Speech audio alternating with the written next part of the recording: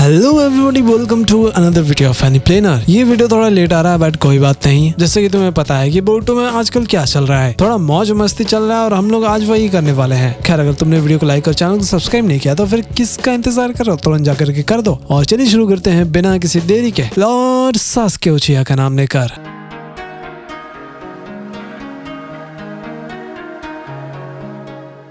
तो भाई, वीडियो के स्टार्टिंग में कुछ लोग बात कर रहे थे, शायद वो लोग बदला लेने का सोच रहे थे आयरन हैमर से। तभी वहाँ पर वो लेडी आ जाती है। हाँ, वही इचुराको की जो बेटी थी ना, वो आकर के लाइट जला देती है। एक्चुअली वो लोग ईटिंग कॉन्टेस्ट के बारे में बात कर रहे थे जो शायद जल्दी होने वाला था और उन्हें आकामिची क्लैन को हराना था। फिर अगली सुबह नारुतो टीवी एडवर्टीजमेंट में बोलता है कि गुड मॉर्निंग सभी लोग, फैमिली हॉलीडे का मजा उठाइए। वेल, अपना चोजी बस बैठ करके टीवी देख रहा था तो चोचो बोलती है कि हे मॉम, आपको ऐसे आदमी के साथ शादी करने की क्या जरूरत थी। फिर कारोई गुस्सा करने लग जाती है चोजी के ऊपर कि खाना आज ही खत्म कर दिया, ये सब तो कल के लिए था ना भाई, ये तो हिनाटा से भी भयंकर है। फिर वो वहाँ से चली जा रही थी दूसरा चॉकलेट लेने के लिए, तो चोजी बोलता है कि अगर जा ही रही हो तो मेरे लिए भी कुछ ले आना। फिर कारोई उसको उठा करके बाहर कर देती है। थोड़ी देर बाद अपना बोरुटो जा रहा था, तभी उसे चोजी और चोचो दोनों दिखाई देते हैं। फिर बाद में चोजी बोलता है कि मुझे नहीं पता था कि इसकी अम्मा तुरंत गुस्सा हो जाएगी। चोचो भी बोलती है कि देखिए डैड, अगर आप ऐसे ही करते रहोगे तो मॉम आपको छोड़ देगी। आपने कुछ तो किया होगा उनसे शादी करने के लिए, क्या है वो बताओ हमें। चोजी बताता है कि वो तो बहुत ही दयालु है, लेकिन चोचो का कहना था कि वो तो इसके लिए कभी आपसे शादी नहीं कर सकती। तभी चोचो को कुछ दिखाई देता है। एक्चुअली वो कॉन्टेस्ट था,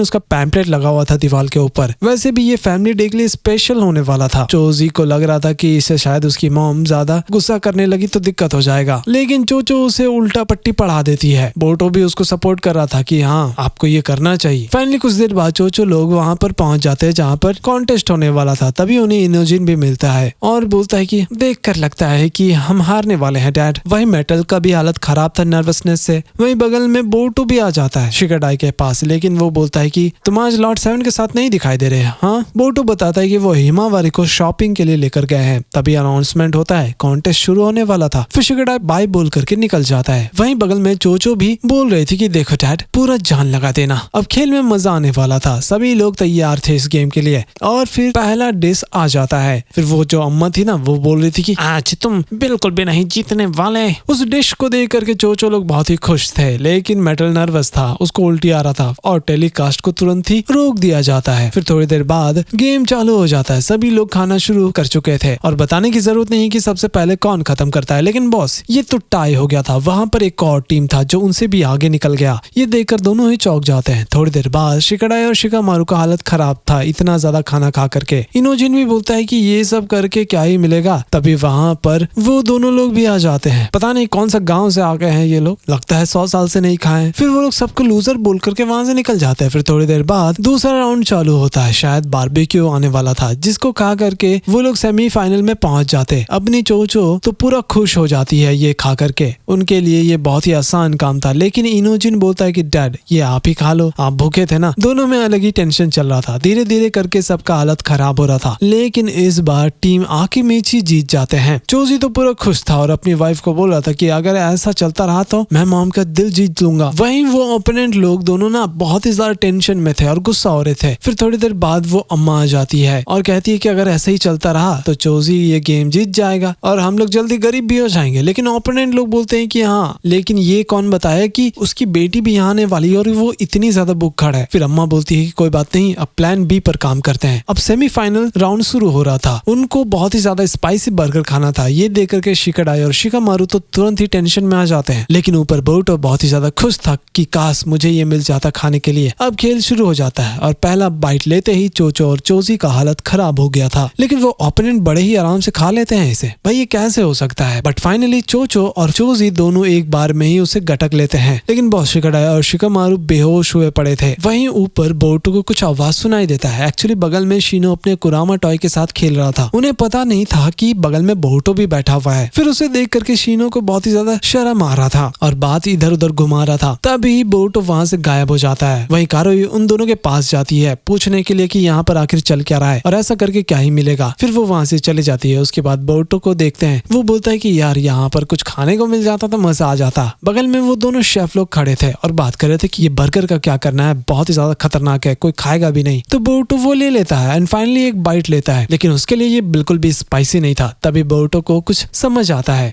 उसने कुछ देख लिया था। अब फाइनल राउंड होने वाला था, सबको खाने के लिए कुछ दिया जाता है। वो दोनों ओपोनेंट तो लगे हुए थे खाने में, बिल्कुल बिना देरी किए लग जाते हैं अपने काम पर। लेकिन चोचो टेंशन में आ जाती है कि आखिर यहाँ पर चल क्या रहा है, ये लोग स्लो होने का नाम ही नहीं ले रहे, शायद ये ओपोनेंट लोग जीत जाएंगे। वहीं बूढ़ी अम्मा बोल रही थी कि इस बार किसी भी हालत में चोजी ये नहीं जीत पाएगा। एक्चुअली अम्मा ने चीटिंग किया था, चोजी को बड़ा बॉल दे दिया था। तभी वहाँ पर बोरुतो आ जाता है और बोलता है कि ये लो, इसे खा लो। चोचो बोलती है कि ये तो हमारा टेस्टी मील था, हमें इसे खाना बहुत ही पसंद था, राइट। ऊपर कारोई कहती है कि हने सब कुछ चोचो खा लेगी, तुम भी खा करके दिखा दो। भाई ये सुनकर के चोजी पगला जाता है और शुरू हो जाता है खाना खाने में। दोनों टीम लगे हुए थे, धीरे धीरे चोचो का टीम भी आगे बढ़ने लग जाता है और तो अम्मा गुस्सा होने लग जाती है और कोई जूस यूज करते हैं, जिससे वहां पर बहुत ही बड़ा चीज अपीयर हो जाता है और पूरा एरिया ही कैप्चर करने लग गया था। मेटल लोग थोड़ी देर के लिए संभाल रहे थे इस मामले को। चोचो बहुत ही ज्यादा गुस्सा हो जाती है और उस खाने को एक गुस्सा भी देती है, लेकिन उससे भी कोई फायदा नहीं होता। फिर कारोई आकर के बोलती है कि चोचो तुम यहाँ से बाहर निकल जाओ, ये सही नहीं हो रहा। तभी ऊपर देखते हैं कि चोजी बहुत ही बड़ा हो गया था और जितना हो सकता था ना वो खाना शुरू कर लेता है। तभी उसका बटरफ्लाई भी अपीयर हो जाता है और पूरा खाना डाइजेस्ट कर लेता है। तभी वहाँ पर अम्मा गुस्सा कर रही थी, लेकिन बोरुतो आकर उनसे पूछता है कि ये क्या है अम्मा, जरा बताओ कि मैटर क्या है। फिर थोड़ी देर बाद हम देखते हैं कि चोजी लोग जीत गए थे। सभी लोग टेंशन में थे कि ये लोग इतना खा कैसे लेते हैं और बाकी दो ओपोनेंट थे ना उनको पकड़ लिया गया था। उधर चोजी माफी मांग रहा था कारोई से, तो चोचो पूछती है कि इनके अंदर क्या ही खासियत है जरा बताना, लेकिन कारोई सबको डांटने लग जाती है। फिर हम शारदा का घर देखते हैं। दोनों साकुरा और शारदा नारुतो का अनाउंसमेंट सुन रहे थे, फैमिली डे वाला, लेकिन साकुरा बोलती है कि उसको आज थोड़ा सा काम है, बाहर जाना है, तो इसलिए वो टाइम स्पेंड नहीं कर पाएगी। तो शारदा बोलती है कोई बात नहीं, मैं समझती हूँ, और बताती है कि वो वैसे भी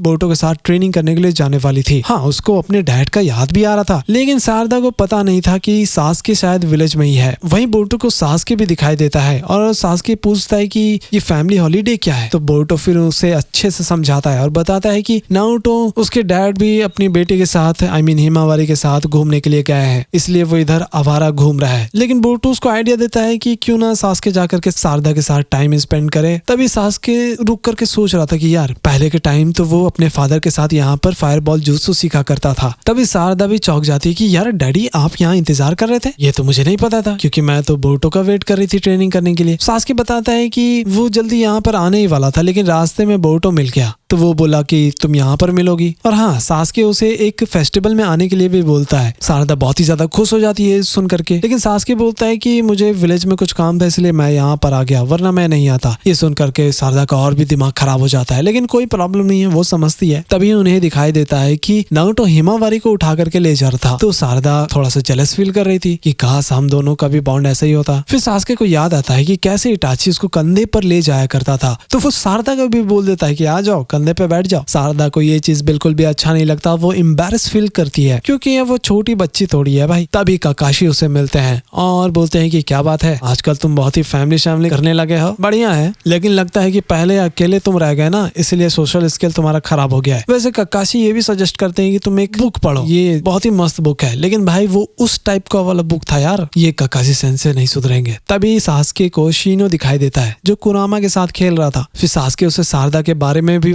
थोड़ा सा पूछ लेता है, इसको आज गलत ही इंसान मिल रहा है एडवाइस लेने के लिए। फिर शीनो बताता है कि शारदा बहुत ही ज्यादा टैलेंटेड और बहुत ही ज्यादा मेहनत करती है, तो इससे भी कुछ फायदा नहीं हुआ सासके को। फिर सासके काकाशी के एडवाइस पर ही काम करता है, वो उस बुक का ही एक डायलॉग बोलता है, वो भी शारदा को, भाई वो रोमांस वाला डायलॉग था यार, कोई बचा लो इस बेचारी को। और इससे शारदा और भी ज्यादा गुस्सा हो जाती है। फिर थोड़ी देर बाद शारदा अकेले में ट्रेनिंग कर रही थी, तभी बोरुतो भी उसे देख लेता है। उसे पता था कि भाई कुछ तो लफड़ा हुआ है यहाँ पर। फिर शारदा बताती है कि शायद सासके उसको अच्छे से नहीं जानता है, और ये बात से शारदा को बहुत ही ज्यादा दुख पहुंचता है। फिर बोरुतो भी क्वेश्चन घुमा देता है कि क्या तुम्हें सासके के बारे में अच्छे से पता है, जाओ उसे खुद ही बता दो कि तुम्हें क्या चाहिए। वहीं सासके जाकर के काकाशी को सुना रहा था कि यार ये तुम क्या पकड़ा दिया। तभी उन्हें साकुरा भी मिलती है और घर पर साकुरा बताती है कि शारदा को होकागे बनना था और पूरा कहानी समझाती है उसे कि उसे क्या पसंद है क्या नहीं। फिर थोड़ी देर बाद सासके जाकर के शारदा से मिलता है जो ट्रेनिंग कर रही थी, और जाकर बताता है कि वो भी कभी होकागे बनना चाहता था, लेकिन उसको